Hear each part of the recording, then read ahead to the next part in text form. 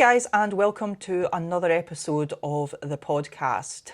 Today we're going to talk about something that I almost flippantly posted up on Instagram yesterday, which was about girls, specifically in this case girls, apologising for how they look. Now, before we go on, I am going to say I do think this will resonate with some guys as well. So Yes. I'm a girl, so that came from my perspective, but I'm definitely not saying this is solely a girl problem. I think other people will feel this in their own ways as well. Yep. But it came up for me. I make outdoor videos as well, Annie Outdoors, on YouTube. I make outdoor videos, and I realised that when I was videoing myself, I apologised. I think I just glanced in the camera and I said something like, "Oh, geez, I look rough, sorry." And I'm like, hang on. Why am I apologising for how I look? Yeah. And the more I thought about it, the more I thought about how women do this all the time. Mm-hmm. If you take a photo of somebody, do they then ask to see it before you post it? Do they ask to approve it? Now, I've always had a thing of I don't post up pictures of people that I think are unflattering, but that's not for my benefit, that's for them. So what am I doing? Why are women apologising for not looking fucking perfect all the time? Yep. So we know the answer to this. We know it's conditioning. We know it's social media. We know it's the patriarchal society. We know that we do it to ourselves as well, and we're constantly compounding it as a problem. But that habitual need to think that you have to conform to a certain way of looking, and if you don't conform to that you need to actually apologise to people. Yep, as well. It's actually pretty wild. It is, and it's so harsh on yourself as well, for just looking the way you look. When you've not, like the way you were born, with no makeup and not your hair done, just the natural way that you look. And I remember being like that, where I felt like every picture that was taken of me, I looked horrible in it. Horrible. I'm not really sure when that started to change, probably as I got more comfortable and not needing to look perfect all the time. And actually now it's really nice now. I've got sisters, and they'll take pictures of me and they'll actually try to catch like a bad angle and they'll post it, and I just laugh, and I don't mind, because what I realised is people around me and people that know me, they see me in person, right? So you're seeing like a 360 view of somebody, right? So they know what you look like. Yeah, right. So if you get a bad picture taken of you and people see it, they kind of know that's not what you look like anyway. If I've got a double chin in one little frame and somebody posts that, people know I'm not cutting them out like this, But also what I realised was I would take pictures of people, they would ask to see it, and they'd be like, "Oh my God, don't post that." And I would think they looked lovely. And it made me realise you see yourself so differently. So when you're being harsh about yourself in a picture and you think you look so ugly, blah, blah, all this, all that, you're probably the only person thinking that. Like, nobody else thinks that. I'll be honest, if they do, the problem resides with them, not you. Yeah. Like, I always circle back around to this same thing, which is about projection. So if you look at a picture of somebody and you think they look ugly, then there is something going on with you and your own insecurities.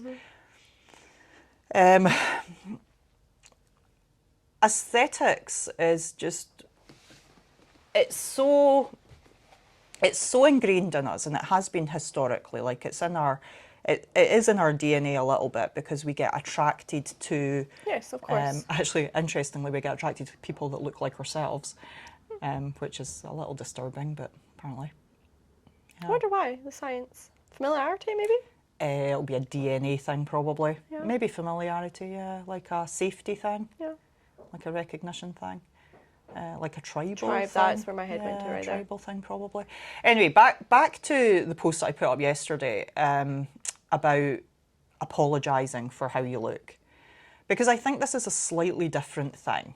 Because it's not... We could discuss the intricacies of like attractiveness and why it's such a big part of human culture, and where it resides and where it comes from and all that. We could talk about that at great length and like probably still not come up with a real answer. But the apology for looking rough is a social construct. You're apologising for looking like yourself. Yeah, like the normal baseline. Like as if your appearance is actually offensive because you only apologise when you think you've offended, which means that you think your face has just offended somebody, that they've looked at you and thought, geez, oh, you couldn't have just kept that to yourself. And that's some bullshit right there, right? It is as if you have to look good all the time. Like, you're only okay if you're looking good. Yeah. Or, you know, Whatever good. that is. Yeah, whatever that is, right? And it's so skewed because, you know, you, as a girl, we're talking girls here, if you're a girl and you wear makeup and you've not got any on, like, that's your baseline. That is how you look naturally. And why would that be wrong, you know?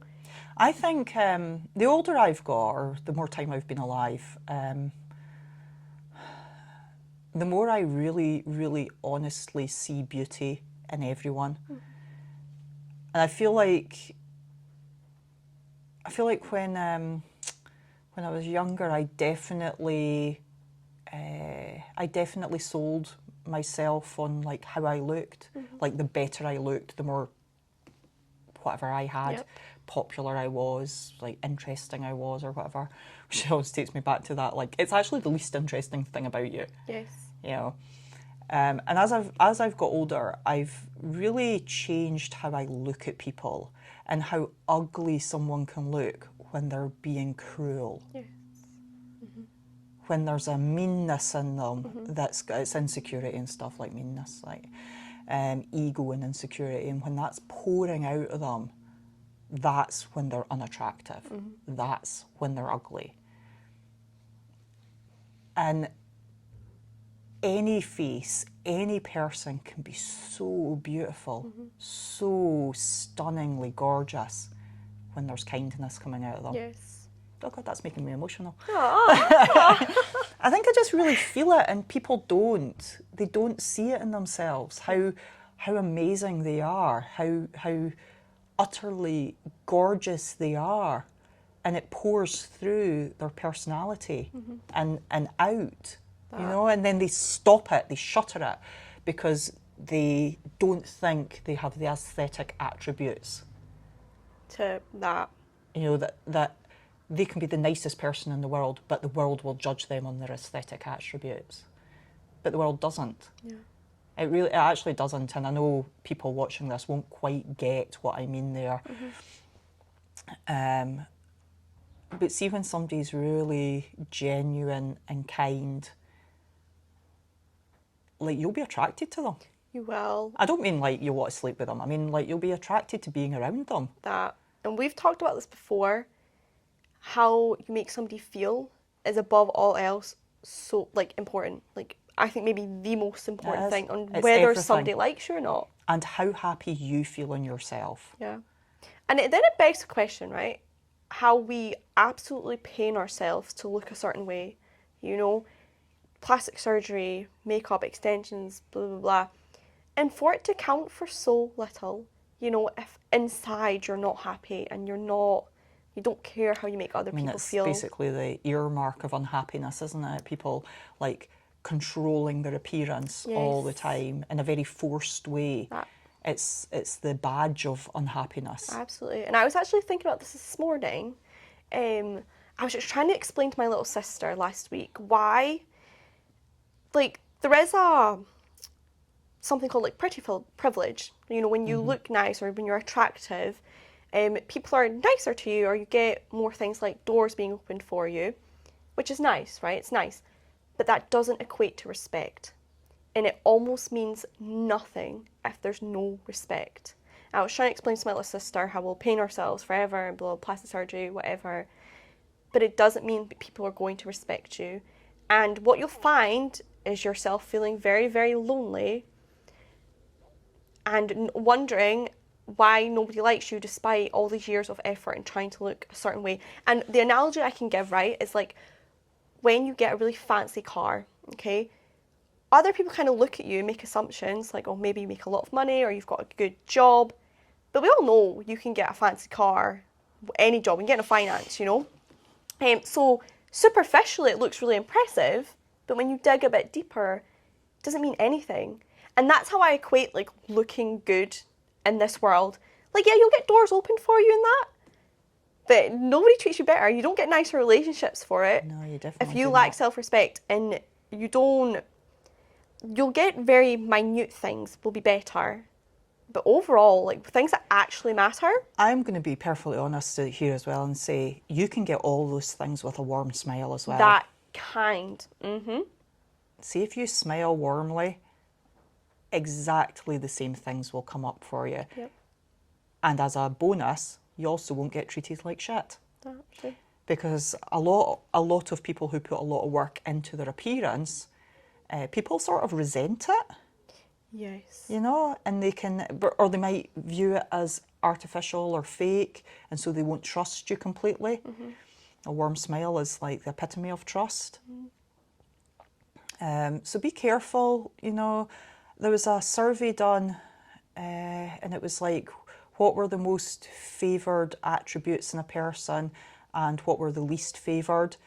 And there was like 4 choices for least favoured, and it was, I can't remember what they were, but number 3 was fake. And it came out like 70% of people said that that was their least favourite attribute in somebody, fakeness. But like personality or like Yeah. physically, like No, fake it things? doesn't matter, does No. it? Doesn't matter. Same. Like we detect fakeness like a mile off. True. We have like a spidey sense for it. Yeah. You know, and it's in the tone of somebody's voice, it's in their body language, it's in how they speak, and it is in how they put forward their appearance. Like you can't put a ton of effort into an appearance that doesn't fit your personality and people not detect that. Yes. And it's quite subtle, which is without images and stuff to show you what I mean. It's like, but I think people get this. Like, I do think they get it. Like, you know, if you were gonna, like, I don't know, like what's classic, like a supermodel, right? If you were gonna talk to her just after she's been on a runway versus her sitting on her couch with a tub of ice cream, like you're gonna feel like you're gonna get a more genuine person with the tub of ice cream. Yeah. Like she's the same person, but your spidey senses detect the facade versus the reality. Yeah. You know. Absolutely. You know, and we think that stuff's gone because of social media, but no, see in person, we know. We know, we pick it up subliminally. We pick it up on a really like subtle level if somebody is being genuine, presents themselves as genuine, is comfortable with who they are. You know, we pick it up, and that's what matters. It is that what it always comes back to is like making people feel safe. That like above all else matters if you want friends or, you know, to get along with colleagues or bosses, your family. You have to trust them as well. Like, so you could go through life being super like wonderful to everybody, but in order to have relationships, you've got to trust that those other people are also on the same wave as you, where they're like, and I do believe this anyway, like I always believe in the good in people, and I believe that when that good's not coming out, something's blocking it. Something about themselves and their own self-esteem is blocking that good from coming out.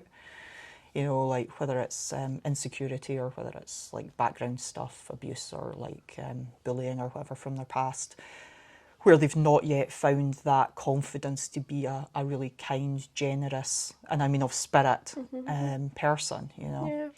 So when people apologise for, back to what we were like originally talking about, like when people apologise for how they look, like I would really just like to ask people to be really cognizant of doing that, because what is that telling anybody who listens as well? It's telling them to mimic that behaviour as well and apologise for how they look as well. Or we should be sorry for how we look, because how we look is so offensive. Yeah. like that it might actually upset you. My face might upset you.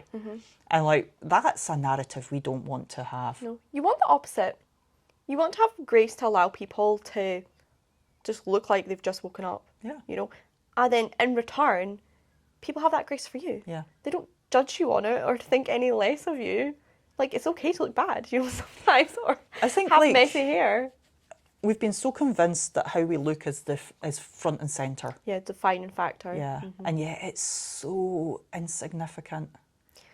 I think in the years, like, I wasted, like, you do want to look good to some extent, but the years you waste, like, really paining yourself, you know? But then you think about what is look good. You want to look like you're healthy, Yes. like you're clean. You know? Clean, oh, clean's a big one. You know, it's like do you, like, you know, maybe like you occasionally brush your hair, which granted I'm guilty of not doing. It's so funny. I can go through quite a lot of days without looking in the mirror, so whatever. I think over the years I have managed to separate myself a bit from that appearance thing. But we need it as a collective. It's not enough for individuals. Like, we need it as a collective thing to change that narrative, so that you can appreciate that somebody's like bought an outfit that they love, or got a haircut that they love, or they're wearing jewellery that they love, or like even that they've chosen makeup that they love. But that is not about them thinking then that they are better because of it. It's more like if you said to somebody, "Oh my God, I love like how you've put your makeup on," you know, or the makeup that they've chosen, or like your earrings, or, you know, it's like appreciate the person's choice. Yes. Rather than, "Oh my God, you're so beautiful," which is so, it's nice, but it's so empty. Yeah. It's really empty. Amen. Yeah, absolutely. Do you leave that at that for today? Anything else that you want to say think about so. it? No, just be okay with not looking amazing, you know? Whatever that is. That just... Yeah. do you know what I'll finish on is it's so goddamn liberating. Liberating where you don't feel like you have to leave the house with makeup on, or that it's just okay if you don't look good, and what? You know, I'm no less of a person, you know? It's not your self-worth. It is not your worth as a person. Yeah, absolutely. Get aggressive about it, okay? Yeah, really, really lean into it. And so I suddenly got this like vision of like women walking around like zombies, like with their hair, like I just be like everywhere and what? But it's true, like that. Oh, I don't know. I find it hard to describe just how freeing it is to stop caring so much. I think it's a long process. It's a lot of work. It took me years to get to the point where I'm at here. I typically don't really care, and what triggered all of this was me apologising for how I look in a video. Yeah, that's nice. How good. Yeah. Nice. All right, guys. Thank you for watching. Remember that you can get our podcasts on YouTube and on Spotify, Apple, Amazon. All of them. Yeah, wherever you get your podcasts. And whichever platform you're watching or listening on, please remember to subscribe to that. It really, really helps us out, especially at this stage. And if you could like or even share it with other people, that would be absolutely amazing. So thank you for listening, and we will catch you in the next one.